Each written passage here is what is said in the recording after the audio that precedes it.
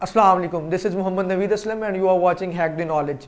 This is going to be our fourth lecture on noun series. इससे पिछले 3 lectures में हम नाउन को काफ़ी डिटेल में स्टडी कर चुके हैं। पहले लेक्चर में हमने पढ़ा था कि नाउन हमारे पास क्या होते हैं, नाउन की डेफिनेशन को हमने डिटेल में डिस्कस किया था। हमने ये भी पढ़ा था कि नाउन जो है वो नेमिंग वर्ड के साथ साथ किसी भी सेंटेंस में एज अ सब्जेक्ट या ऑब्जेक्ट के तौर पे काम करता है।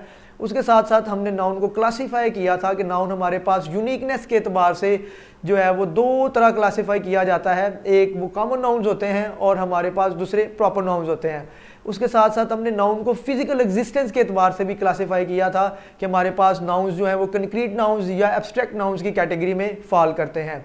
उसके साथ साथ हमने कॉमन नाउन्स को मजीद क्लासीफाई किया था कि हमारे पास कॉमन नाउन्स को किस तरह जो है ना वो क्लासीफाई किया जाता है। उसमें हमारे पास मटेरियल नाउन्स की कैटेगरी आई थी, उसमें हमारे पास कलेक्टिव नाउन्स की कैटेगरी आई थी और साथ साथ हमने एब्स्ट्रैक्ट नाउन्स को भी कॉमन नाउन की ही एक कैटेगरी में पढ़ा था। ये हमारा पहला लेक्चर था। उसके बाद हमने जो दूसरा लेक्चर स्टार्ट किया था उसमें हमने पढ़ा था कि हमारे पास जो है वो इन क्लासिफिकेशंस के साथ साथ और किस तरह के नाउन्स हो सकते हैं जो कि किसी भी सेंटेंस में एज ए सब्जेक्ट या ऑब्जेक्ट के तौर पे काम कर रहे होते हैं। हमने उसमें पढ़ा था कि हमारे पास जो है कंपाउंड नाउन्स कौन से होते हैं। कंपाउंड नाउन्स को हमने काफ़ी डिटेल में पढ़ा था, साथ में उसकी एक्सरसाइजेज भी हमने सॉल्व की थी। उसके साथ साथ हमने ये भी पढ़ा था कि हमारे पास जो है वो नाउन एंड एपोजिशन क्या होते हैं। नाउन एंड एपोजिशन को काफ़ी डिटेल में हमने पढ़ा उसमें। उसके साथ साथ हमने जेरेंड पढ़े और लास्ट में हमने लेक्चर 2 के कंजंक्टिव नाउन्स हमारे पास कौन से होते हैं।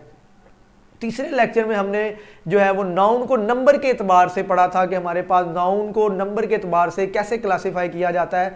उसमें हमने पढ़ा था कि हमारे पास काउंटेबल नाउन्स कौन से होते हैं। लेक्चर 3 में ही हमने ये देखा था कि हमारे पास काउंटेबल नाउन्स के साथ जुड़े कौन से रूल्स होते हैं। उन रूल्स को हमने काफ़ी डिटेल में पढ़ा था, उनकी हमने साथ में एक्सरसाइज भी की थी, एग्जाम्पल्स को भी देखा था हमने। और हमारा जो लेक्चर नंबर 3 था उसका जो लास्ट पार्ट था, पार्ट नंबर 4, उसमें हमने ये पढ़ा था कि हमारे पास अनकाउंटेबल नाउन्स कौन से होते हैं और उससे जुड़े हमने कुछ रूल्स और रेगुलेशंस भी पढ़े थे। और आज के लेक्चर में हम जो है ये डिस्कस करेंगे कि हमारे पास जो नाउन है उसको जेंडर के हिसाब से कैसे क्लासीफाई किया जाता है। इसका स्टार्ट मैं एक एग्जांपल के साथ करूंगा। मैं कहता हूं कि मेरा दोस्त बहुत खूबसूरत लड़का है, तो जब मैं इसकी बात करूंगा तो डेफिनेटली मैं बात कर रहा हूँगा एक मेल जेंडर की बात कर रहा हूँगा।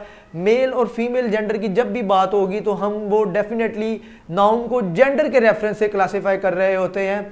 अगर मैं बात करता हूँ इसी तरह के वो एक खूबसूरत लड़की है, तो जब लड़की की बात कर रहा हूँ तो वो एक फीमेल जेंडर को रिप्रेजेंट कर रही है।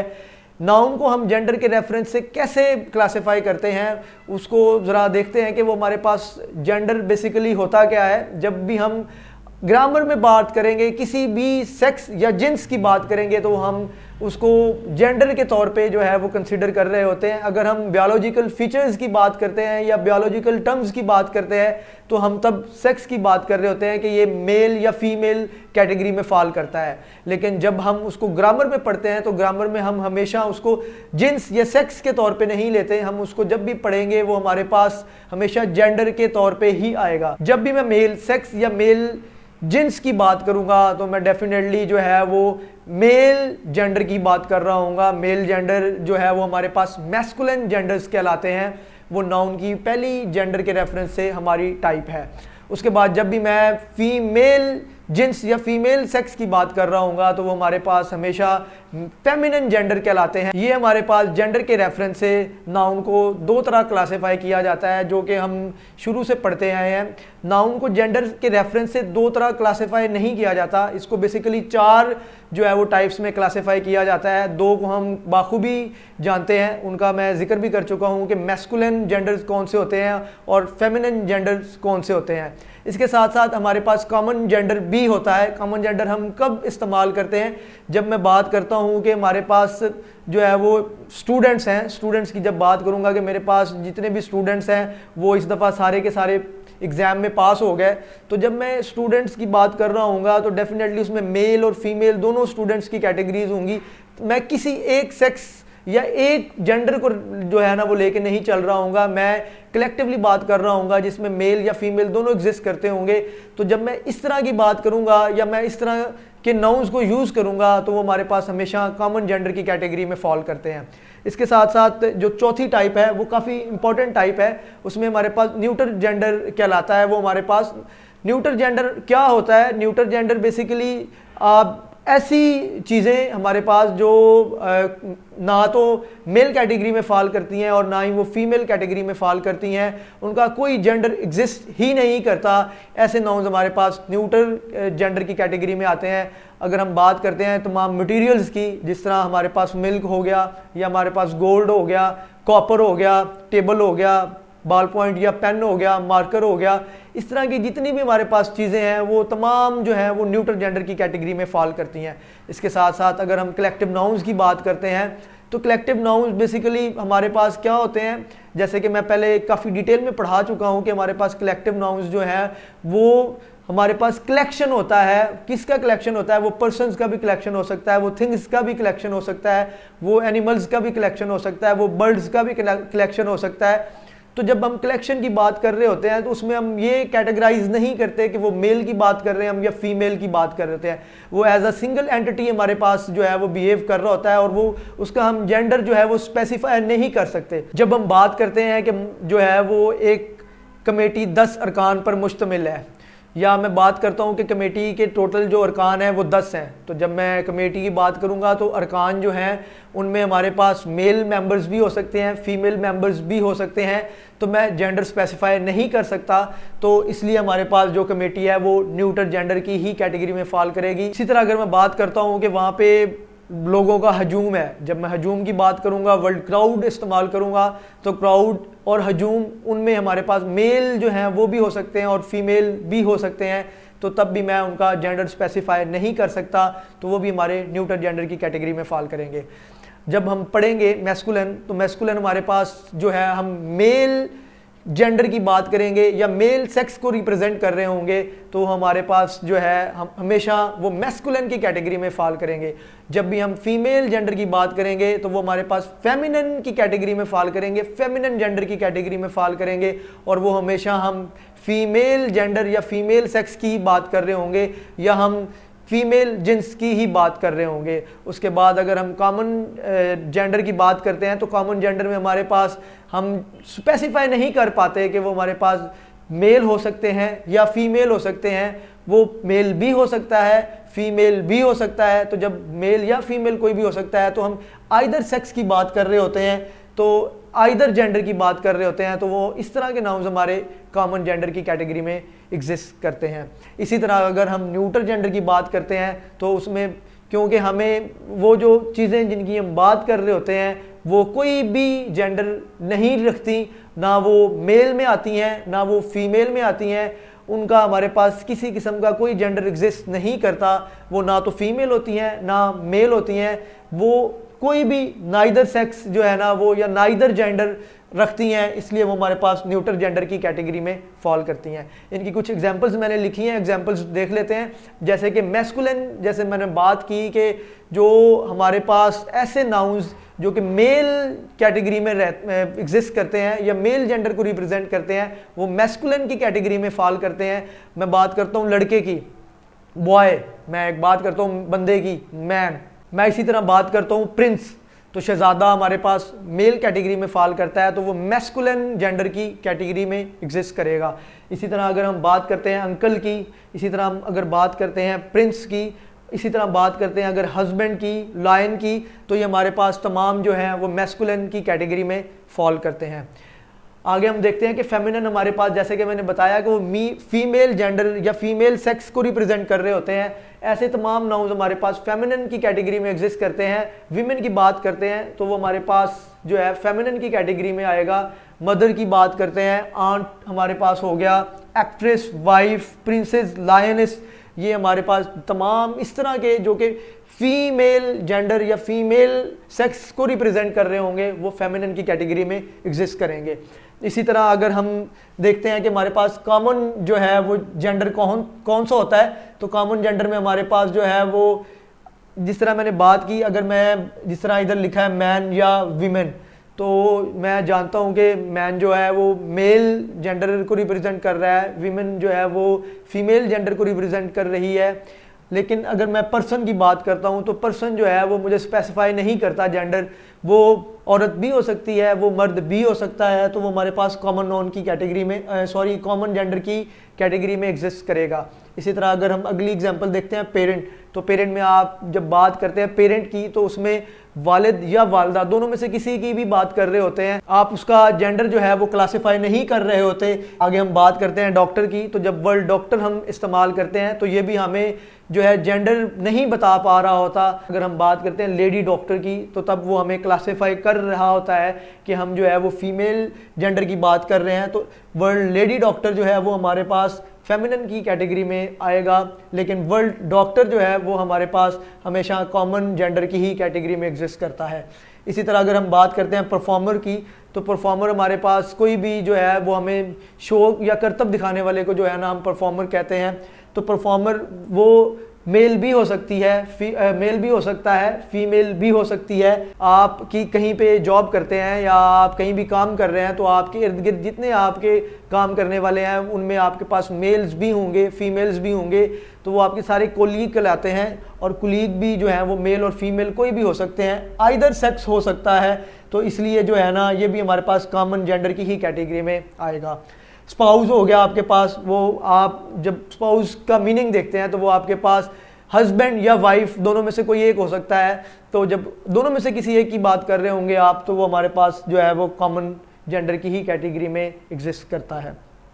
टीचर की बात करते हैं, अगर मैं बात करता हूँ मेल टीचर की, तो मेल टीचर जो है वो हमारे पास मैस्कुलिन की कैटेगरी में आएगा। अगर मैं बात करता हूँ फीमेल टीचर की तो वो हमारे पास फेमिनिन की कैटेगरी में आएगा। लेकिन अगर मैं जब सिर्फ बात करूंगा टीचर की, तो टीचर जो है हमारे पास वो ये नहीं क्लासिफाई कर पा रहा होता कि वो हमारे पास मेल टीचर है या फीमेल टीचर है, वो कॉमन जेंडर की ही जो है ना रिप्रेजेंटेशन होती है और वो कॉमन जेंडर में ही आएगा। इसी तरह अगर मैं बात करता हूँ फ्रेंड की, तो फ्रेंड भी हमारे पास जो है वो जेंडर को क्लासिफाई नहीं कर पा रहा होता। स्टूडेंट हमारे पास जो है वो मेल में भी मेल्स भी हो सकते हैं, फीमेल्स भी हो सकते हैं। न्यूट्रल जेंडर हमारे पास जो है वो जैसे कि मैंने बताया मटेरियल नाउन्स हो सकते हैं। मटेरियल नाउन्स में जैसे कि गोल्ड हो गया, हमारे पास पेन, बॉल पॉइंट, इस तरह की जितनी भी चीज़ें जो कि लाइफलेस हैं वो हमारे पास तमाम की तमाम चीज़ें जो हैं वो न्यूट्रल जेंडर की कैटेगरी में आती हैं।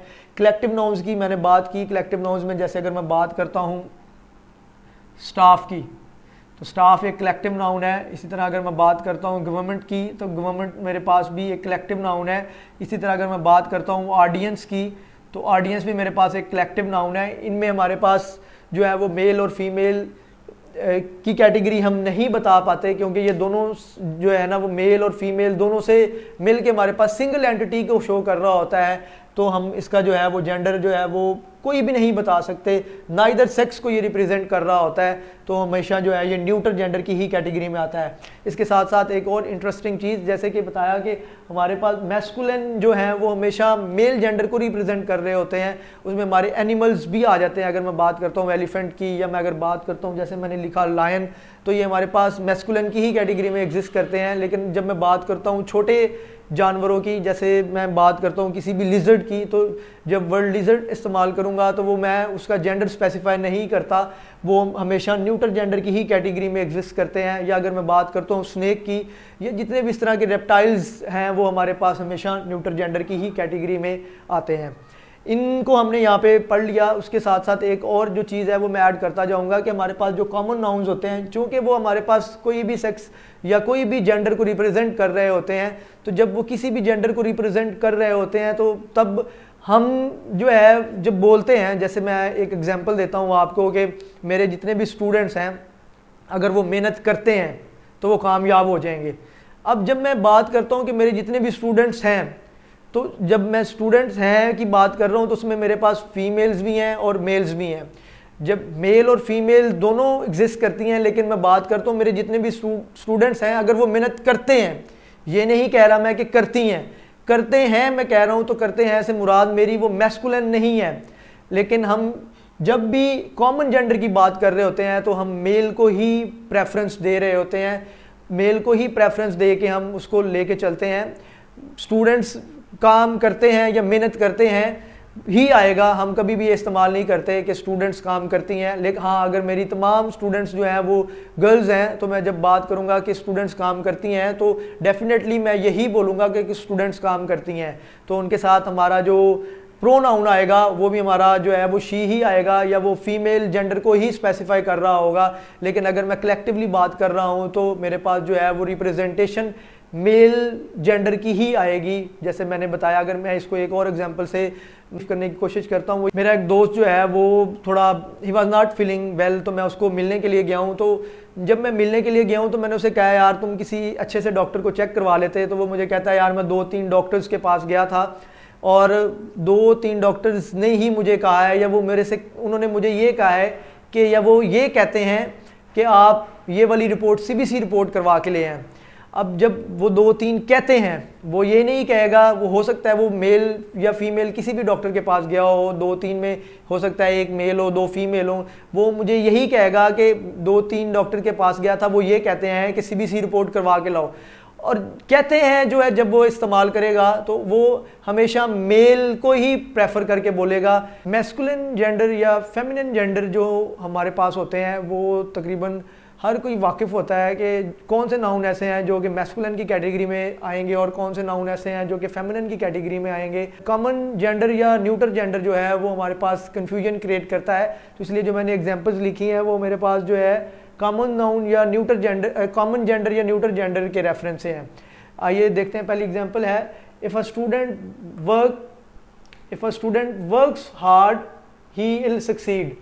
तो स्टूडेंट हमारे पास जो है वो फीमेल या मेल कोई भी हो सकता है, लेकिन जैसे मैंने पहले जो है वो डिस्कस किया है कि जब भी हम कॉमन जेंडर की बात कर रहे होते हैं तो कॉमन जेंडर में जब हम इंग्लिश कंपोजिशन या इंग्लिश सेंटेंस की बात कर रहे होते हैं तो हमेशा हम मेल को प्रेफरेंस देते हैं। तो यहाँ पे हमारे पास इफ़ अ स्टूडेंट, ये हमारे पास न्यूटर जेंडर में कॉमन जेंडर को रिप्रेजेंट कर रहा है, लेकिन जब हम इसके लिए प्रोनाउन इस्तेमाल करेंगे तो वो हमेशा हमारे पास जो है वो मैस्कुलिन कैटेगरी वाला ही इस्तेमाल होगा। If a student works hard he will succeed, तो यहाँ पे हमारा ही आएगा। हम कभी ये नहीं कहते कि जो कोई भी तालिब इल्म मेहनत करेगा वो कामयाब हो जाएगी, तो वो हो जाएगा ही इस्तेमाल होता है, तो यहाँ पे ही आएगा, तो ये हमारा सेंटेंस सही होगा। उसके बाद अगली एग्जांपल देखते हैं। इफ़ अ पर्सन कम्स, अगर कोई भी शख्स मिलने आता है तो उसे कहिएगा कि यार मैं मसरूफ़ हूँ। अब उसे कहिएगा कि मैं मसरूफ़ हूँ। अब जब उसे कहना है तो वो पर्सन, तो जो कोई भी आता है वो मेल भी हो सकता है, फीमेल भी हो सकती है, तो मैं ये नहीं कहूँगा कि जो है ना if a person comes ask her to wait, तो वहाँ पे भी हम जो है वो मेल को ही प्रेफर करेंगे। यहाँ पे हमारे पास आएगा if a person comes ask him to wait.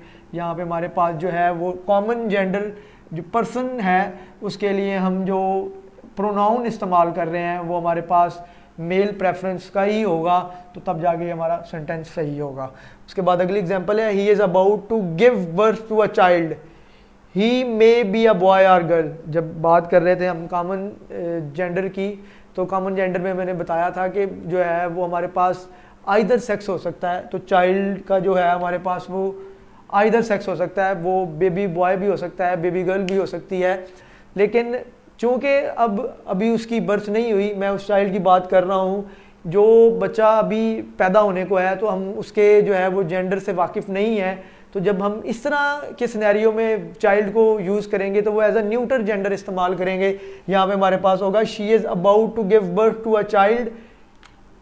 यहाँ पे ही नहीं आएगा, यहाँ पे आएगा it may be a boy और गर्ल, क्योंकि हम उसके जेंडर को नहीं जानते। जब हम जेंडर को नहीं जानते तो हमारे पास चाइल्ड, बेबी या इन्फेंट जो भी होगा हमारे पास वो हमारे न्यूटर जेंडर की ही कैटेगरी में आएंगे और उनके साथ हम इट इस्तेमाल करेंगे, ही या शी इस्तेमाल नहीं करेंगे।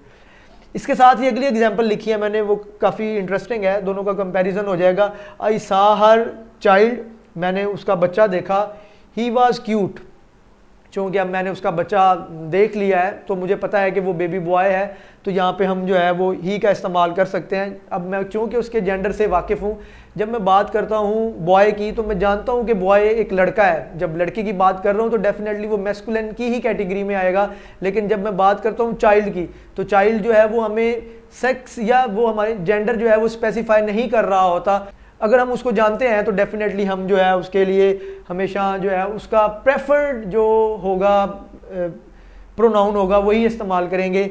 यहाँ पे अगर मैं ही इस्तेमाल कर रहा हूँ तो मैं एक बेबी बॉय की ही बात कर रहा हूँ। आई सा her child he was cute, तो यहाँ पे हमारे पास जो है वो ही इस्तेमाल होगा जो कि स्पेसिफाई कर रहा है कि मैं बेबी बॉय की बात कर रहा हूँ।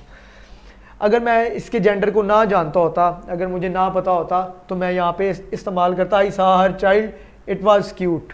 तो तब ये मुझे शो कर रहा होता सेंटेंस कि मैं उस चाइल्ड को जो है वो उस चाइल्ड के जो जेंडर है उसको नहीं जानता। अगली एग्जांपल की बात करते हैं। आई सा लिजर्ड, जैसे बात की थी कि लायन जो है वो हमारे पास एक मैस्कुलिन की कैटेगरी में आता है, वो एक जानवर है। इसी तरह लिजर्ड की बात करते हैं तो लिजर्ड भी हमारे पास मैस्कुलिन या फेमिनिन की कैटेगरी में आना चाहिए, क्योंकि लिजर्ड को हम जो है ना उसका जेंडर स्पेसिफाई नहीं कर पाते, तो ये भी हमारे पास, या ये हमारे पास स्मॉल एनिमल्स की कैटेगरी में आता है। जैसे मैंने बताया था कि न्यूट्रल जेंडर में हमारे पास स्मॉल एनिमल्स जो होते हैं वो भी आते हैं। तो यहाँ पे हमारे पास आई सा lizard it was on the wall, तो यहाँ पे इट ही इस्तेमाल होगा, तो हमारा सेंटेंस सही होगा।